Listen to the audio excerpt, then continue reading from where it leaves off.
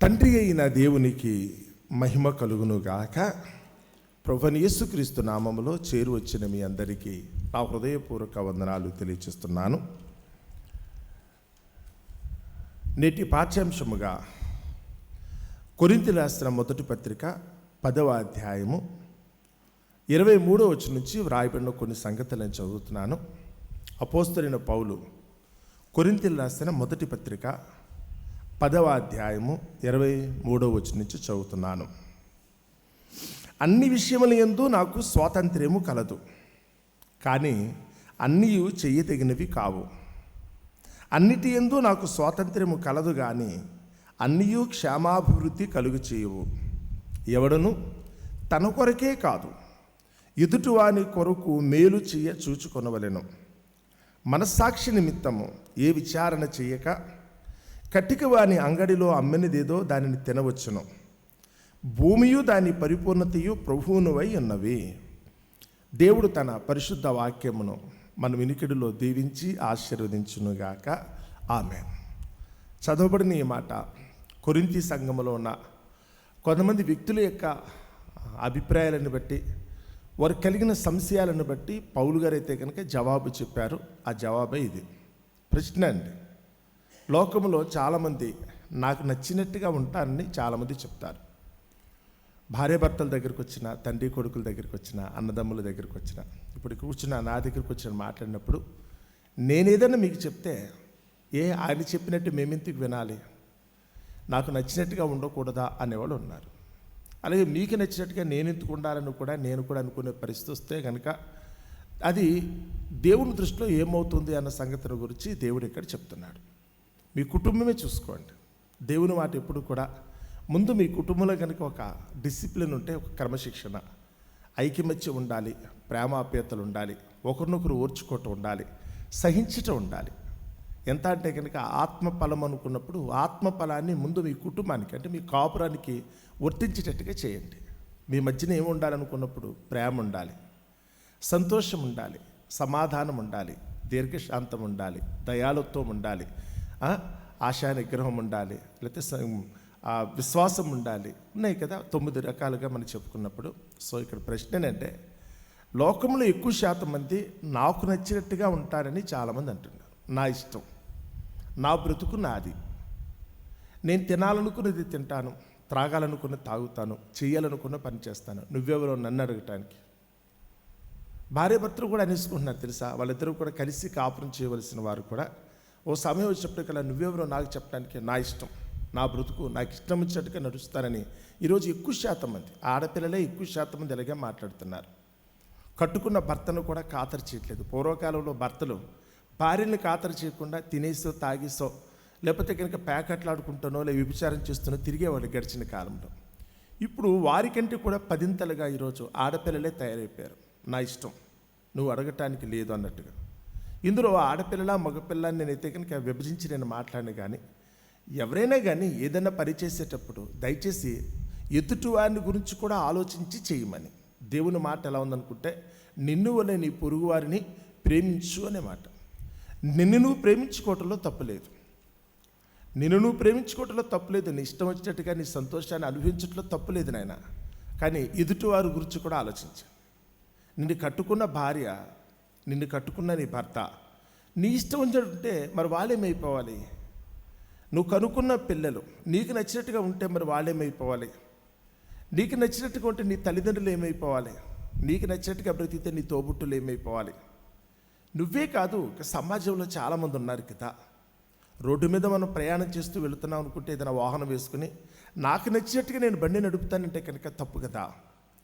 నా వాహనం నా చేతిలో ఉంది, నాకు నచ్చినట్టుగా వెళతాను, నా సరదా తీర్చుకుంటానంటే కాదు. ఎదురుగా వచ్చేవాళ్ళు, వెనక వచ్చేవాళ్ళు, వాళ్ళేదో ఆతృతతో వాళ్ళకున్న ఆపదను బట్టి స్పీడ్గానో తొందరగా వెళ్ళిపోవాలని కోరుకుంటారు.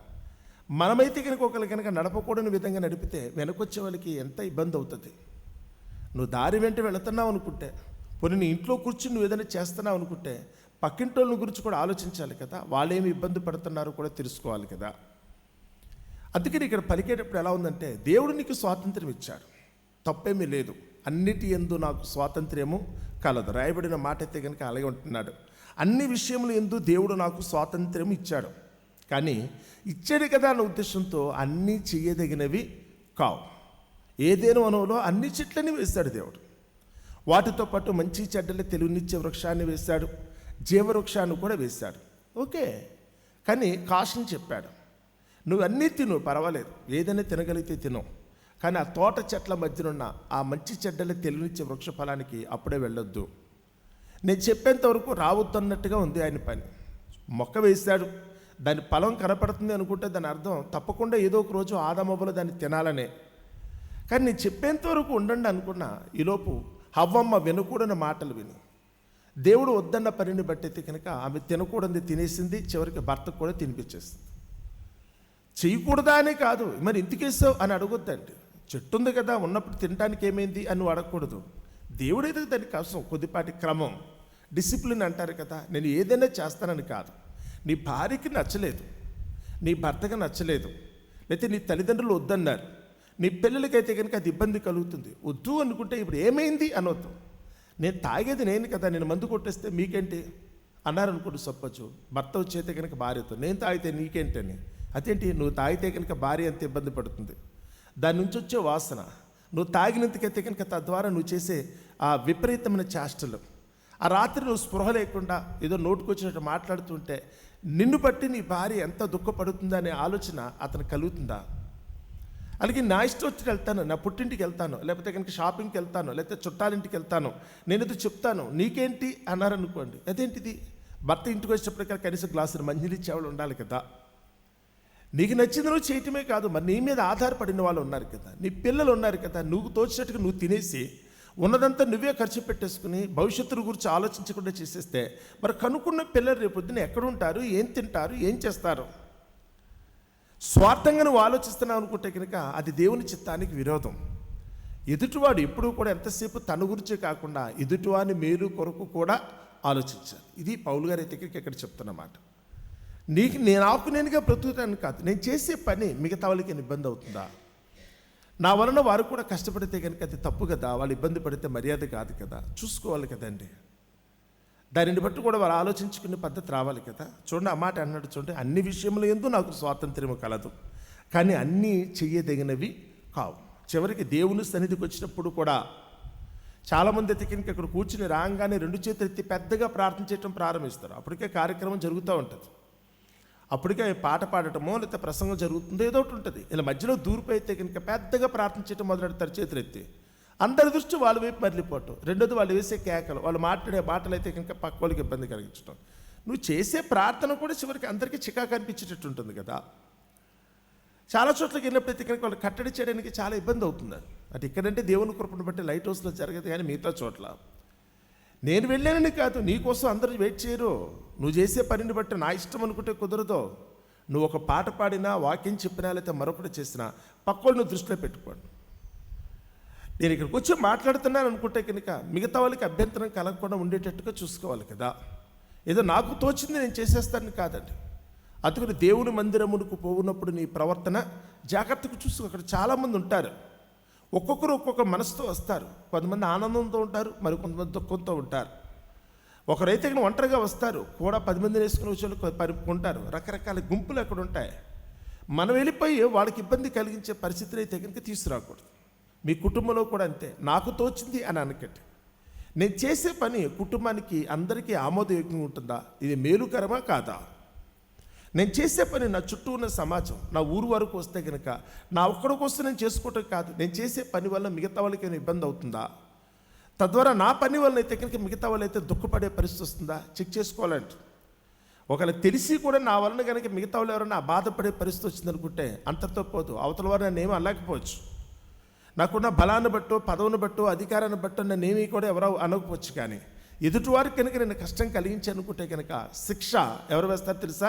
దేవుని దగ్గర నుంచి వస్తుంది. బేదలను విక్రించువాడు వాని సృష్టికర్తను నిందించువాడు కదా అని. చేతకాని వారని ఉద్దేశంతో, మీరందరూ చేతకాని వారని ఉద్దేశంతో నేనేదో ప్రగల్భాలు పలుకుంటూ ఒకరి కనుక వెర్రవీగి తిరిగితే మిమ్మల్ని దుఃఖపెట్టినందుకు గాను నన్ను 1000 రెట్లు దేవుడు దుఃఖపెట్టే పరిస్థితి వస్తుంది.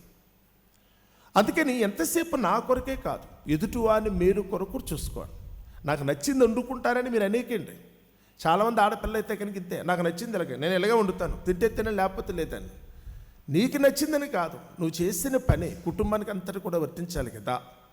అందులో నీ భర్త ఉంటాడు, నీ బిడ్డలు ఉంటారు, నీ తల్లిదండ్రులు ఉంటారు, చూసుకోవాలి.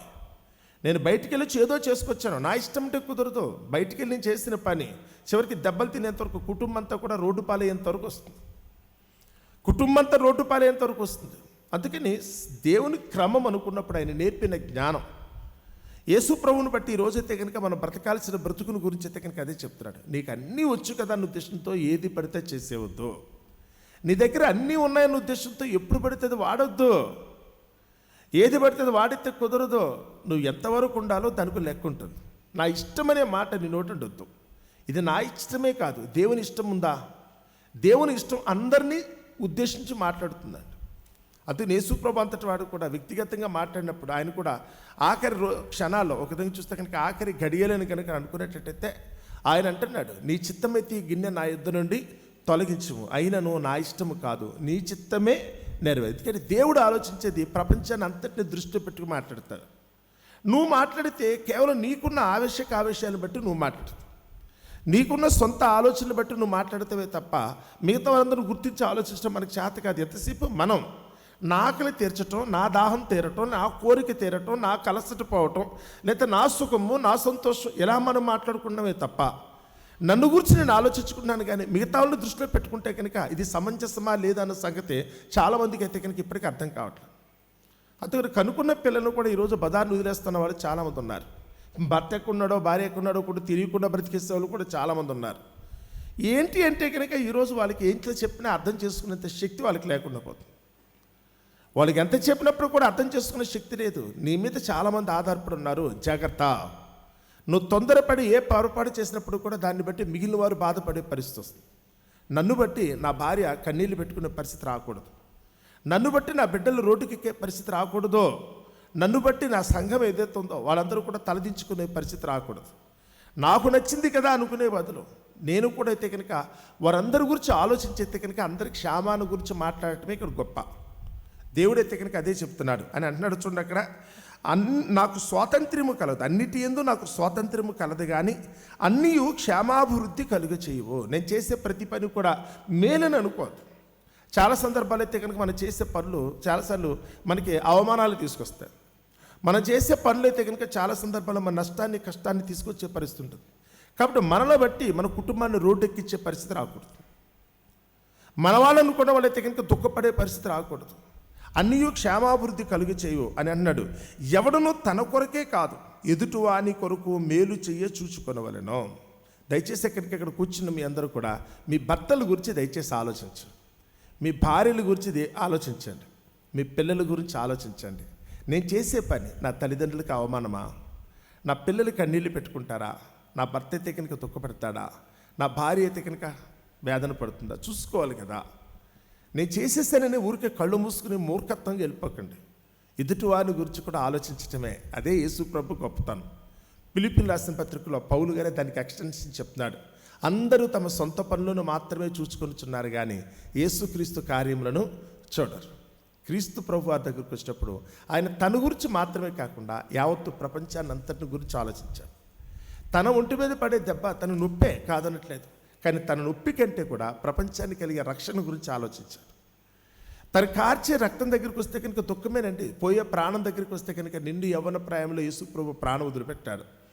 ఆ సమయంలో తన ప్రాణం పోగొట్టుకోవటం యేసు ప్రభు కూడా బాధే, కానీ లోకమంతా రక్షించబడుతుంది అనుకున్నప్పుడు ఏ తప్పు చేయని మచ్చలేని గొర్రె పిల్ల వంటి ఆ రక్తాన్ని చిందించడానికి యేసు ప్రభు అయితే కనుక వెనక ముందు చూడలేదు. ఏమో అందరూ రక్షించబడాలి, దేవుని దృష్టిలో అందరూ కూడా సమాధాన పడే పరిస్థితి రావాలి, అందరి పాపములకైతే కనుక ప్రాయశ్చిత్తం కలగాలనే ఉద్దేశంతో తన్ను తాను అప్పగించుకోవటానికి యేసు ప్రభు ఇష్టపడ్డారు.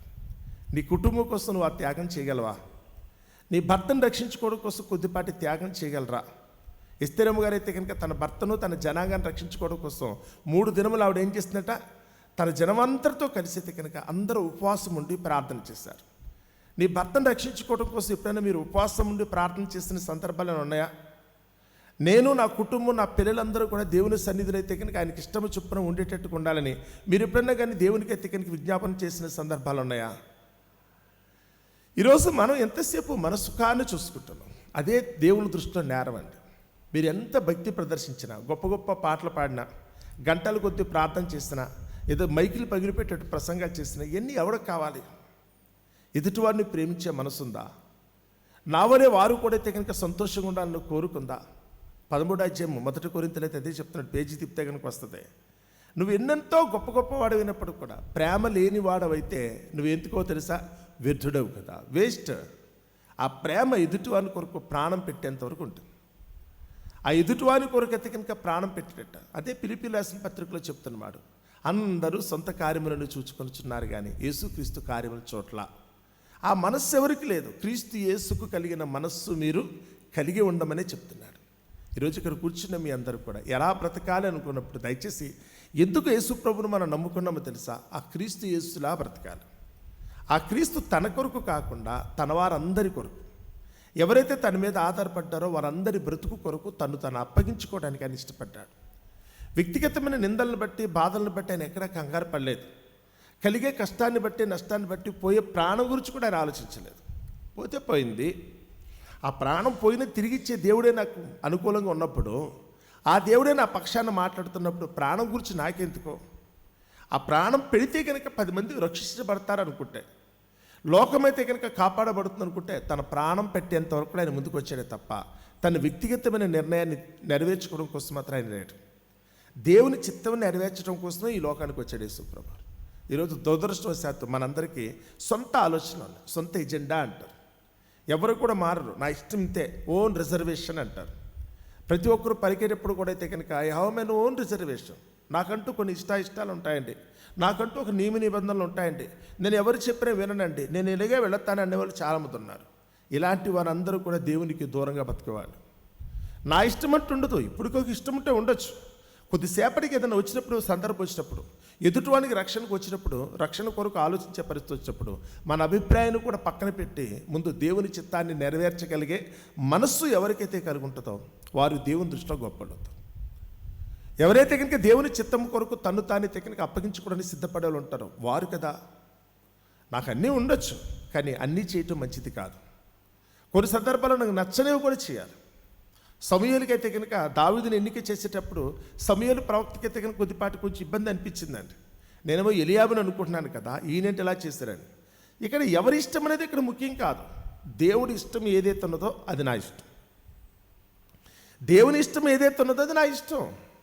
యెరూషలేముకి వెళ్ళటం అనే మాటకు వచ్చేటప్పుడు ఇక్కడ ఆఖరి క్షణాల్లో యేసు ప్రభుతో పాటు యెరూషలేముకి వెళ్ళి అక్కడ యేసు ప్రభు చనిపోతాడు, ఇబ్బంది పడతామన్న సంగతి తెలిసి కూడా శిష్యులందరికీ వెళ్ళటానికి ఇష్టం లేదు. అందుకని దూరంగా వెళ్ళిపోయారు వాళ్ళు. ఆ పిలుపుదైన కైసరిలో ఉన్నారు అంటే కనుక ఒక విధంగా చూస్తే కనుక ఉత్తరానికి వెళ్ళిపోయారు వాళ్ళు. అక్కడున్న వాళ్ళు అక్కడే ఉంటే బెటర్, ఇక్కడికి ఇస్తే కనుక ప్రాబ్లం అవుతున్న ఉద్దేశంతో. కానీ యేసుప్రభు వెళదాము అంటాడు, ఆయన వెళదామంటాడు యేసుప్రభు వారు. కానీ వాళ్ళకి నచ్చలేదు. అయినప్పుడు కూడా తోమా చెప్తున్నాడు, రండి పోదాం. మరి యేసుప్రభు ఇంకా కాదన్నప్పుడు ఆయన అవునని మనకి చెప్పే పరిస్థితి మనకి ఎక్కడుంది? నడవండి, ఆయనతో పాటు మనము కూడా వెళ్ళి చనిపోదాం. మనం చనిపోవడానికి సిద్ధపడదాం తప్ప యేసుప్రభు మాట మాత్రం కాదనొద్దు. నడవండి, ఆయనతో పాటు మనం వెళ్ళి చనిపోవడానికి అయితే రెడీ అయిపోతాం కదా. దేవుని నమ్మిన వారు ఎవరైతే ఉన్నారో మనం కూడా అంతే. మన ఇష్టాలతో పని ఉండదు. ఇలాగే ఉంటానని రూల్ ఏమీ లేదంటే దేవుని కొరకు ఏదైనా మనం మానేసుకుంటాం. మన మనసులో ఎన్ని ఆశలు ఉన్నా, మనకి ఎన్ని కోరికలు ఉన్నాయి. ఎందుకంటే మనం వ్యక్తిగతంగా ఆలోచిస్తాం కనుక అన్ని తప్పులే ఉంటాయి, స్వార్థపూరితమైన కోరికలు అంటే. కాబట్టి ఇలా కాకుండా దేవుని చిత్తం ఏదైతే ఉందో దాని కొరకు ఎవరైతే నిలబడతారో, దేవుని సంకల్పానుసారంగా దాన్ని నెరవేర్చడానికి ఎవరైతే సిద్ధపడతారో వారందరూ కూడా దేవుని దృష్టిలో ధన్యులవుతారు. మరి అట్టి ధన్యత మనందరికీ కలగాలని, మన సొంత ఇష్టాలను బట్టో, మన కోరికలను బట్టో కాకుండా దేవుని చిత్తాన్ని బట్టి, ఆయన సంకల్పాన్ని బట్టి మనమందరూ కూడా జీవించాలని మరి మిమ్మల్ని అందరినీ కూడా మనసారా కోరుకుంటూ నా మాటలు ముగిస్తున్నాను. అట్టి కృప దేవుడు మనందరికీ దయచేయునుగాక.